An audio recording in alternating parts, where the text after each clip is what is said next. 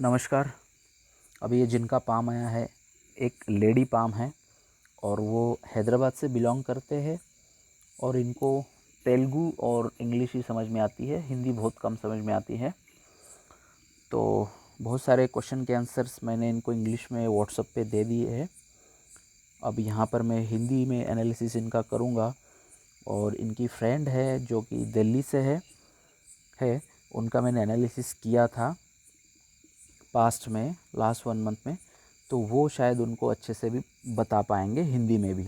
जहाँ पर भी इनको समस्या आएगी या आपको समस्या आएगी वहाँ पर मैं आपको इंग्लिश में ट्रांसलेट करके भी बता दूँगा, उसकी आप चिंता ना करिए।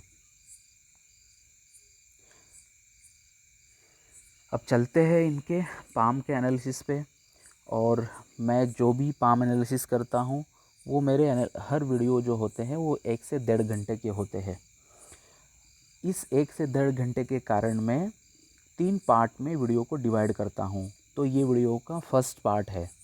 तो ये फर्स्ट पार्ट में मैं फिंगर्स और थंब को एनालिसिस करूँगा। फिर अगले पार्ट में आपको माउंट्स और लाइंस का एनालिसिस आपको मिल जाएगा।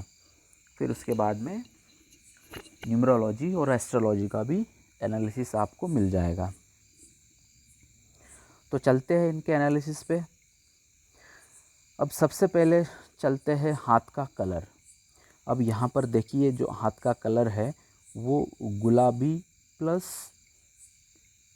ज़्यादा गुलाबी भी नहीं कह सकते हैं, रेडिश भी लग रहा है इस साइड में, और यहाँ बीचों बीच में रेखाओं के बीच में यहाँ पर भी सफ़ेद भी लग रहा है।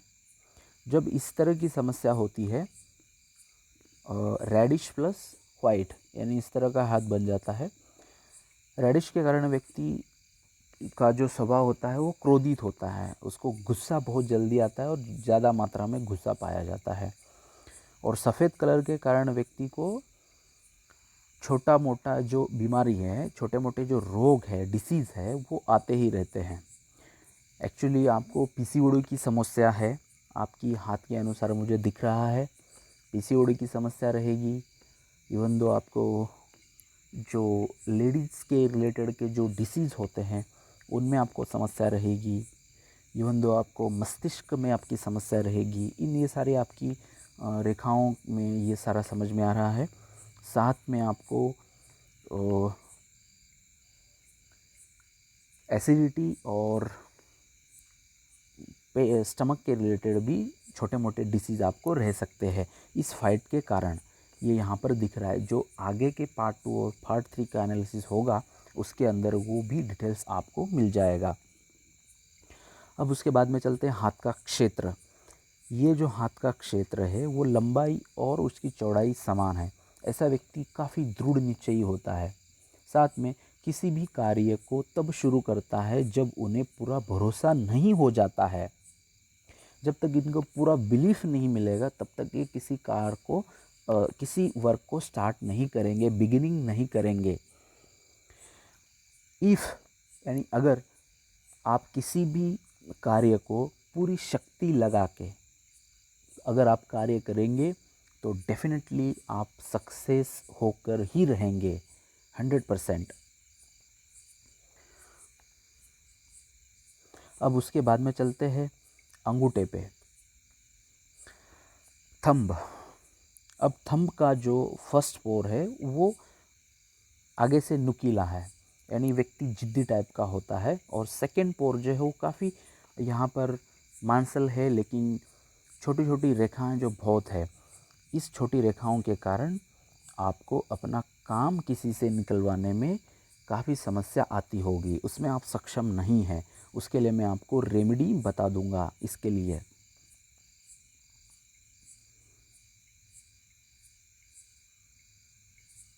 उसके बाद में चलते हैं आपकी फिंगर्स पे।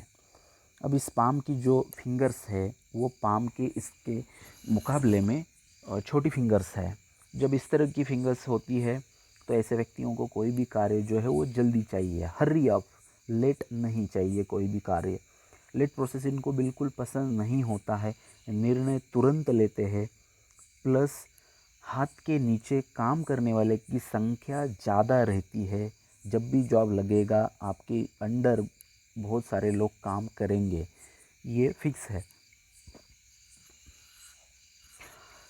जीवन में निरंतर आगे बढ़ते रहते हैं, बढ़ेंगे, उसमें कोई दो मत नहीं है।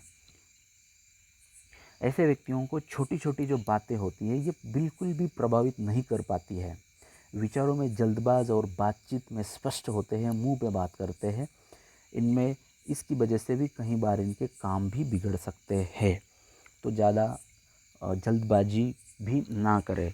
काम देख के वो आप आइडेंटिफाई कीजिए कि किस में जल्दबाजी करना चाहिए, किस में नहीं करना चाहिए।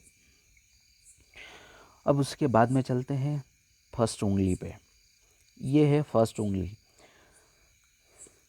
पहली उंगली नीचे से यहाँ पर जो है जुड़ी हुई है, तो सामाजिक व्यवहार में ऐसा व्यक्ति कुशल नहीं होता है। दूसरा, पहली उंगली और सेकंड उंगली एक समान है, तो ऐसे व्यक्तियों में यश और संपत्ति की तीव्र इच्छा होती है। साथ में ईगो भी ज़्यादा होता है, ईगो हर्ट होता है। यहाँ पर इनके फर्स्ट पोर में एक स्क्वायर बना हुआ है। अब जो इंक लगा हुआ पाम है वहाँ पर ये दिखता है, यहाँ पे एग्जैक्टली सिचुएटेड है स्क्वायर। तो वहाँ के स्क्वायर से कारण व्यक्ति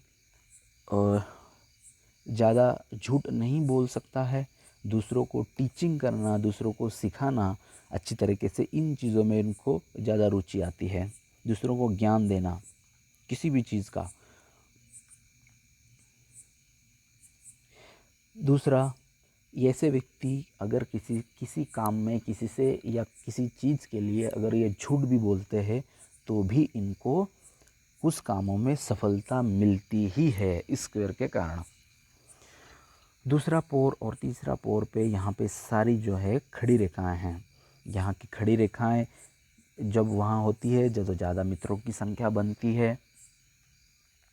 साथ में यहाँ पर ये अड़ी रेखाएं सभी फैलेंजेस पे बनी हैं, तो ऐसे व्यक्तियों को अडिग रहने की प्रवृत्ति होती है। यानी कोई इनको एक चीज़ या कोई कार्य या कोई वर्क बता देगा तो उनको ये पहले ना बोल देंगे, उनको उल्टा सिल्टा बोल देंगे उस वर्क के प्रति, और उसके बाद में उसके साथ सहमत होंगे। पहले तो ये उसके लिए ना ना ना ही बोलेंगे। अब उसके बाद में चलते हैं इनकी सेकंड फैलेंजेस पे। अब सेकंड फैलेंजेस जो है वो मेरे को थोड़ा सा ऊपर से टेढ़ा लग रहा है, सॉरी, सेकंड उंगली, दूसरी उंगली जो ऊपर से थोड़ी सी टेढ़ी है। जब यहाँ ऐसी उंगली टेढ़ी होती है तो ऐसे व्यक्तियों की मानसिक स्थिति है जो वो खास नहीं रहती है, उनका मानसिक स्थिति थोड़ी खराब रहती है। हिंसक प्रवृत्ति के विचार भी कभी कभी ऐसे व्यक्तियों के मन में आ सकते हैं, ताकि इनके मस्तिष्क रेखा में जो है वो द्वीप बने हैं। इस समय मस्तिष्क व्यक्ति का डेफिनेटली खराब रहता है, इसी के कारण ये भी उसको सपोर्ट करके ये फल मिल रहा होगा।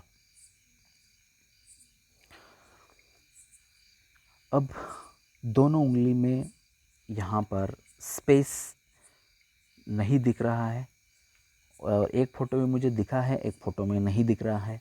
अगर यहाँ पर मुझे दूसरे फ़ोटो में यहाँ स्पेस दिखा था, अगर यहाँ पे स्पेस लगता हो, रहता हुआ हो तो खाओ पियो मौज करो, ऐसी इनकी मानसिक स्थिति होगी। अब पहले पोर पे इनके सारी जो है, सॉरी, एक यहाँ पे देखिए छोटी यहाँ दिख रही है धुंधली सी, दूसरे फ़ोटो में इंक वाले फ़ोटो में बहुत अच्छा दिख रहा है, यहाँ पे अड़ी रेखा है। जब यहाँ पे अड़ी रेखा होती है तो व्यक्ति चित्त में विक्षिप्तता, मतलब चित्त में विक्षिप्तता का मतलब ये है, चित्त यानी ध्यान, और विक्षिप्तता का मतलब है कि एक चीज़ पे ध्यान नहीं है, अलग अलग चीज़ों पे ध्यान भटक रहा है, बिल्कुल भी मूड नहीं रह रहा है। यानी मूड स्विंग का प्रॉब्लम आपको बहुत हो रहा है, बार बार आपके मूड चेंज हो रहे, ये आड़ी रेखा बता रही है। उसके बाद में दूसरे और तीसरे पोर में जो खड़ी रेखाएं यहाँ पर स्थित है, वो व्यक्ति को जब कोई व्यक्ति सैनिक में जाता है तो उसको सैनिक में सफलता मिलती है, उन लोगों के ये लिए कार्य करती है। इस उंगली का सिरा जो है वर्गाकार है यहाँ से, तो वैसे व्यक्ति गंभीर स्वभाव तथा उत्तरदायित्व पूर्ण काम करेगा। उसके बाद में ये है तीसरी उंगली। जब तीसरी उंगली का जो दूसरा पर्वत जो है वो ज़्यादा लंबा है, तो ऐसा व्यक्ति जो है अपनी प्रतिभा से काफ़ी ऊंचे स्तर तक पहुंचने में सफल होता है। साथ में पहले पोर पे सारी खड़ी रेखाएं यहाँ पे बहुत ज़्यादा है, प्रचुर मात्रा में यहाँ पे ज़्यादा खड़ी रेखाएं हैं। तो यहाँ की जो खड़ी रेखाएं व्यक्ति को कलात्मक ज्ञान देती है, साथ में दस्तकारी भी अच्छी तरीके से जानेंगे। अभी नहीं जानेंगे तो आगे तो ज़रूर जान लेंगे। दस्तकारी का मतलब ये होता है कि जो तहसील कार्यालय में आप जाते हो कहीं पे, जो बाहर बैठते हैं दस्तकारी करने वाले लोग, उस तरह की कला, यानी एक राइटिंग की कला मान सकते हैं आप। तो आपकी जो फील्ड है कॉमर्स की, आपका जो एमकॉम हुआ है मास्टर ऑफ कॉमर्स, उसके लिए भी मेरे ख्याल से लिखना और इसकी कलाई बहुत अच्छी होनी चाहिए। ये अर्थ का रिलेटेड कार्य है, उसमें भी ये आपको अच्छा काम करेगा। दूसरी पोर पे यहाँ पर खड़ी रेखाएं यहाँ पर भी ज़्यादा है। जब यहाँ पे खड़ी रेखाएं ज़्यादा होती है तो व्यक्ति की महान कीर्ति और सर्वत्र यश का बाल बोला होता है। ये मैंने देखा है मध्य प्रदेश में, जिनके खुद के 5 मेडिकल कॉलेज है, उनकी माताजी का हाथ मैंने देखा है, और उनके नाम से नर्सिंग कॉलेज भी एक बहुत बड़ा है, तो उनका हाथ में मुझे ये दिखा था। वो एक मेरा पास्ट एक्सपीरियंस है। तीसरे पोर पे यहाँ पर बहुत सारी खड़ी रेखाएं हैं। यहाँ की जो खड़ी रेखाएं ये आपको ड्रॉबैक देगी। यहाँ इससे आप थोड़ा सा दूर रहिए। इसके ड्रॉबैक वो है, परिजनों तथा विपरीत योनियों से आपको खतरा रहेगा। और बेकार की ईर्ष्या ना करे, किसी से तुलना ना करे, ईर्ष्या ना करे मन के अंदर, और अपने परिजनों से भी आपको धोखा हो सकता है। वो डेफिनेटली वो इसलिए कि एक रेखा यहाँ पर इस तरह की भी चल रही है, वो मैं पार्ट 2 के वीडियो में आपको ज़रूर बता दूंगा। सॉरी, पार्ट 3 के वीडियो में इसका आंसर आपको भी मिलेगा इस चीज़ का कि क्या है। अब उसके बाद में है ये चौथी उंगली है। चौथी उंगली जो है वो नुकीली है। ऐसे व्यक्ति वांग्मी, बुद्धिजीवी और सूक्ष्मदर्शी बनता है और तत्व चिंतक बना देता है। सिरा वर्गाकार है, ऊपर से नुकीला है, इसके कारण तर्क शक्ति इनकी काफ़ी अच्छी होगी, यानी तर्क शक्ति को ये उजागर कर देता है। ये रेखाएं व्यापार की बुद्धि को भी उजागर कर देती है, इस तरह की ये रेखा होती है। दूसरा एक सबसे माइनस पॉइंट है कि यहाँ पर ये डेप्थ हो रही है थोड़ी सी। जब यहाँ पर डेप्थ होती है तो व्यक्ति का अपने पिता के साथ या माता के साथ, दोनों में से किसी के एक साथ काफ़ी अच्छे संबंध आजीवन भर के लिए नहीं बनेंगे। ये एक ड्रॉबैक है, इसका भी मैं आपको रेमेडी बता दूंगा। तो ये सारा एनालिसिस था पार्ट 1 का आपका फिंगर्स और थंब के लिए। तो पार्ट 2 और पार्ट 3 में बाकी का आपका सारा एनालिसिस मैं कवर करूँगा। तब तक के लिए धन्यवाद। Thank you.